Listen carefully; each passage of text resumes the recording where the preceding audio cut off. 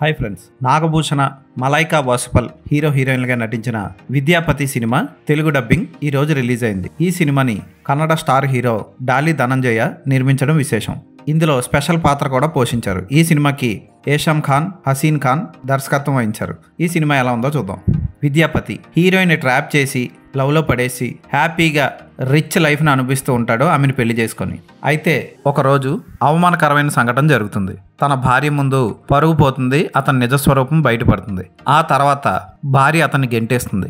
బయటికి వెళ్ళిపోయిన విద్యాపతి తిరిగి తన భార్య ప్రేమను పొందడం కోసం, తన తండ్రికి జరిగిన అవమానానికి ప్రతీకారం తీర్చుకోవడం కోసం ఏం చేశాడు అన్నదే కదా. నాగభూషణ విద్యాపతి పాత్రలో చాలా బాగా చేశాడు.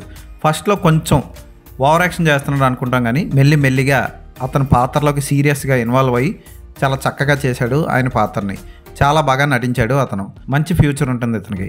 ఇక హీరోయిన్గా మలైకా వాసుపల్ చాలా బాగా చేసింది. ఓవర్ డోస్ ఎక్స్పోజింగ్ లేకుండా ఎంత కావాలో అంతే చూపిస్తూ అద్భుతంగా నటించింది. ఆమెకున్న చిన్న పాత్రలో చూడడానికి కూడా చాలా అందంగా ఉంటుంది. బెంగుళూరు ముద్దుగుమ్మ అని చెప్పొచ్చు. ఇక రంగయ్య రఘు ఒక పాటలో అలా మెరిసి వెళ్ళిపోతాడు. డాలి ధనంజయ పోషించిన అనకొండ పాత్ర కూడా ఆకట్టుకుంటుంది. ఆ పాత్ర కథని కొంచెం మలుపు తిప్పుతుంది. ఆ పాత్రకి చేసిన కాస్ట్యూమ్ డిజైనింగ్ బాగుంటుంది. ఇక గరుడా రామ్ జగ్గు పాత్రలో విలన్గా బాగానే చేశాడు. ఈ టైప్ సినిమాని మనం ఆల్రెడీ ఒకసారి చూసే ఉంటాం. మహేష్ ఇంటే ప్రతీకారం అనే మలయాళంలో, ఉమా మహేశ్వర ఉగ్ర రూపస్య అని తెలుగులో చూసాం. అదే లైన్, కాకపోతే కొంచెం బ్యాక్డ్రాప్ మార్చి ఈ సినిమాని తీశారు. ఏదైనా సరే ఈ విద్యాపతి సరదాగా ఒకసారి చూడొచ్చు. తెలుగు డబ్బింగ్ బాగుంది. లేటెస్ట్ సినిమాల్లో ఉన్న క్యారెక్టర్ల పేర్లు ఈ సినిమాలో కొన్ని పాత్రలకు పెట్టారు. ఉదాహరణకి బుల్లిరాజు పాత్రని కరాటే నేర్చుకునే అబ్బాయి పాత్రకు పెట్టారు. ఆ అబ్బాయితో హీరోకు ఉండే ఫైట్ జోక్గా అనిపిస్తుంది. అలాగే ఈ మధ్య మంచు మనోజ్ వాళ్ళ ఇంటి ఎదురుగా నించొని పంది పిర్రలోడ అన్న డైలాగ్ను కూడా ఈ సినిమాలో వాడుకున్నారు. తెలుగు డబ్బింగ్ బాగుంది. వాయిస్లన్నీ మ్యాచ్ అయ్యాయి.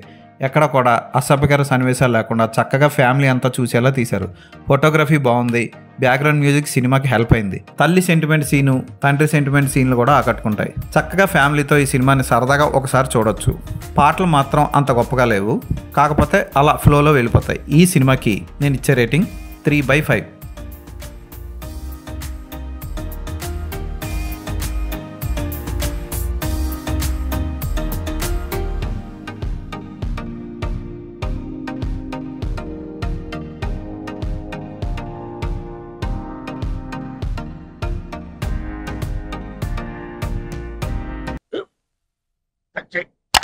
మన స్కూల్ బెంచ్ లాగా ఎంత గట్టిగా ఉందోరా.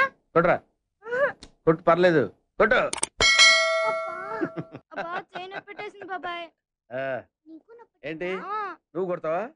కమా బిట్ మీ యార్. వద్దు బాబాయ్. వాణ్ణి నేను కొట్టడం లేదమ్మా, వాణ్ణే నన్ను కొట్టమంటున్నాను. నువ్వేం కంగారు పడక్కర్లేదు.